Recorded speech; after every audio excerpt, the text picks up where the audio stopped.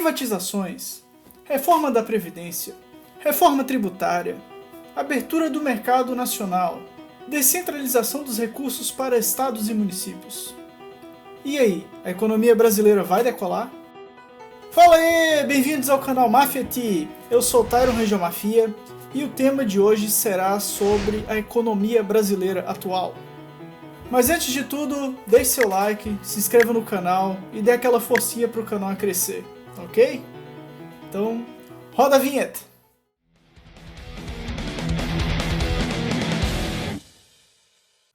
O super-ministro da Economia, Paulo Guedes, está implantando uma série de reformas que visam ajustar o déficit fiscal do Brasil. A má gestão dos governos anteriores deixaram um rombo nas contas públicas. O Brasil gastou o que não tinha e uma hora a conta chega. E adivinha quem é que vai pagar? Desburocratizar, diminuir o imposto e aumentar a oferta de crédito são fundamentais para criar um ambiente favorável para o desenvolvimento de empreendedores. E é claro que todas essas medidas animam os milhões de desempregados que estão por aí, distribuindo currículo para tudo quanto é lado e não recebem nem um vai a merda do RH. O negócio é que, por mais que essas reformas ajudem bastante, o problema que o Brasil está enfrentando hoje é a falta do consumo. O consumo é o motor do emprego, e o emprego alimenta o consumo. Então é um ciclo meio que vicioso. É tipo o que veio primeiro, o ovo ou a galinha?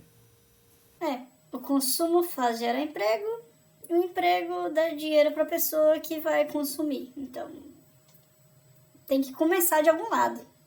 Além do desemprego, um outro fator que está diminuindo o consumo é a dívida das famílias. Cerca de 70% das famílias brasileiras estão endividadas. E isso é muito grave. E para destravar essa engrenagem emperrada que é a economia brasileira nesse momento, o Chicago Boy Paulo Guedes liberou parte do FGTS para as pessoas sacarem. Isso aí dá cerca de R$500 para cada um, se não me engano. Dá para pagar uma parcela de um Celta.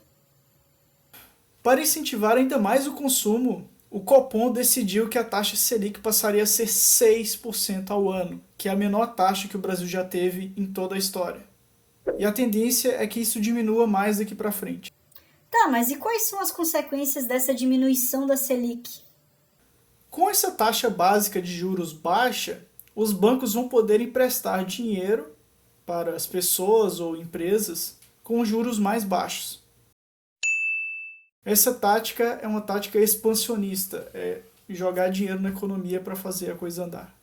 Agora o Brasil vai decolar, vai virar um país de primeiro mundo. Chupa a Alemanha! Não é bem assim não. A política liberal do governo é lenta e possui muita resistência da oposição. Ainda tem muitas reformas para serem aprovadas. E no final das contas, para diminuir o Estado, tem que ter aprovação do próprio Estado. Suspeitei desde o princípio. A Argentina é um exemplo disso. O presidente Macri apresentou um plano de recuperação econômica. O Congresso rejeitou.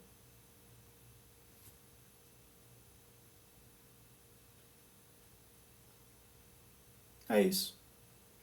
Bem que podia aparecer um Messi refugiado aqui no Brasil. Voltando ao assunto, a política liberal é lenta. O país vai gerar riquezas por meio dos empreendedores e não por meio do Estado. Concurso público. Concurso público. São os empreendedores que irão investir tempo, dinheiro e recursos para poder produzir algum bem ou serviço. São eles que vão criar empregos e vão lubrificar a engrenagem da prosperidade. E como eu disse, isso vai levar um tempo. Não é de um dia para o outro que vai aparecer uma empresa, né? Se bem que, na verdade, na esquina de casa apareceu uma farmácia do nada. Tem uns farmácias assim que aparecem do nada. Tá andando na rua, tem um terreno baldio. No outro dia, aparece uma farmácia. Esses pedreiros ninja. Empreender é plantar uma semente hoje para colher os frutos mais tarde. O que a gente tem que entender é que a terra aqui no Brasil hoje está infértil. Então muitas dessas plantas vão morrer antes mesmo de gerar esses frutos. O O governo está adotando política econômica que vai facilitar o empreendimento nesse país. Ele está adubando o solo. Com tanto de merda que o Bolsonaro anda falando, é capaz de adubar o planeta inteiro. Até a água. 3 vezes ainda. A parte boa é que o Brasil está no caminho certo e tem um futuro próspero, caso não haja algum fator externo. Fala o que você quer de uma vez, cara. O lado ruim é que o Brasil depende do ambiente externo. E o cenário mundial hoje em dia não tá lá essas coisas, não. A Argentina é o terceiro maior parceiro comercial do Brasil, e a crise lá afeta a gente diretamente. Além do mais, a gente está perto de uma recessão global. A China e a Alemanha, que são segunda e terceira maiores economias do mundo, apresentaram desaceleração nesse último período. Existe ainda a guerra comercial entre China e Estados Unidos, que isso é só uma ponta do iceberg, vai durar por muito tempo, já que a China é uma ameaça aos Estados Unidos em termos de liderança tecnológica, e os Estados Unidos não vai deixar isso em branco. Outro fator preocupante é que o Fed, o Banco Central americano, está emitindo títulos a longo prazo, pagando menos que os títulos de curto prazo. Isso se chama curva invertida de juros, e significa que uma merda muito grande em escala global vai acontecer a qualquer momento. Tá, mas e como isso aí vai afetar o Brasil? A gente tá aqui de boa.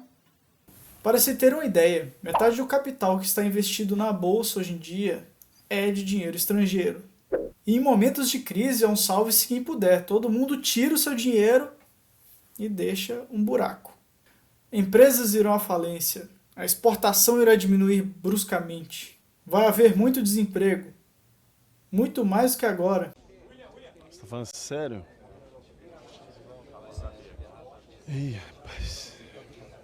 Então, por mais que o nosso ciclo de desenvolvimento esteja favorável, a gente esteja passando por um bull, um touro, né, que é um ciclo de crescimento econômico, de avanço, o mundo está na fase do bear, que é do urso, que simbolicamente é a fase ruim. O lado bom disso tudo é que a crise ainda vai demorar um pouco para chegar. Ainda bem. Até um outro dia. Especialistas preveem que pode ser a partir de 2020, mas ninguém nunca sabe. Então, tem que ficar de olho. Só nos resta torcer para que essa crise venha tarde, que as reformas importantes que o Brasil precisa passem e que os empreendedores comecem a agir, para que as plantinhas brasileiras estejam fortes o suficiente para aguentar essa tempestade que está por vir. Tá ok? Chegamos ao final de mais um vídeo. Deixe seu like, comentem, compartilhem, se inscrevam no canal. Então, até o próximo vídeo.